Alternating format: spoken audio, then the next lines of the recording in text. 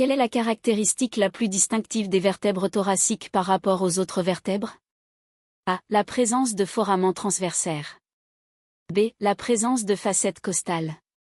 C. Des corps volumineux en forme de rein. D. Des processus épineux courts. Réponse B. La présence de facettes costales. Quel ligament limite l'hyperflexion de la colonne thoracique? A. Le ligament jaune. B. Le ligament supraépineux. C. Le ligament longitudinal postérieur. D. Le ligament longitudinal antérieur. Réponse C. Le ligament longitudinal postérieur. Quelle vertèbre thoracique possède le processus transverse le plus petit? A. T1. B. T5. C. T10. D. T12. Réponse D. T12. Les articulations ligapophysaires, facétaires, des vertèbres thoraciques sont formées par A. Les pédicules et les processus transverses. B. Les processus articulaires supérieurs et inférieurs. C. Les processus épineux. D. Les lames vertébrales. Réponse B. Les processus articulaires supérieurs et inférieurs. Quelle vertèbre thoracique présente le processus épineux le plus saillant, servant fréquemment de repère anatomique de surface? A. T7. B. T1. C. T3. D. T10. Réponse A. T7. La facette costale supérieure d'une vertèbre thoracique s'articule avec A. La tête de sa propre côte. B. Le tubercule de sa propre côte. C. La tête de la côte sous-jacente. D. Le cartilage costal.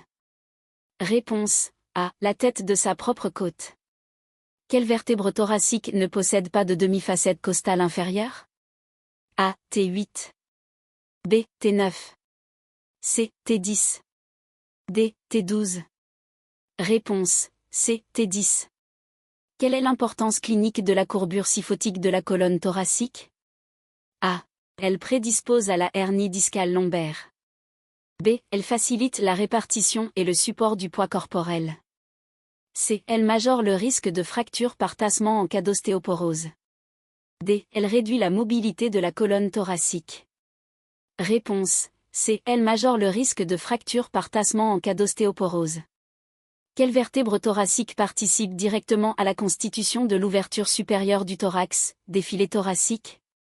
A. T1. B. T2. C. T7. D. T12. Réponse A. T1.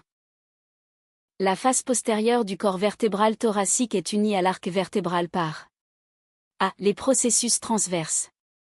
B. Les pédicules. C. Les lames vertébrales. D. Les processus épineux. Réponse B. Les pédicules.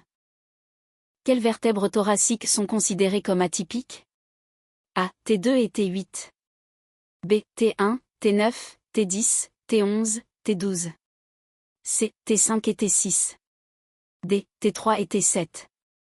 Réponse B. T1, T9, T10, T11, T12.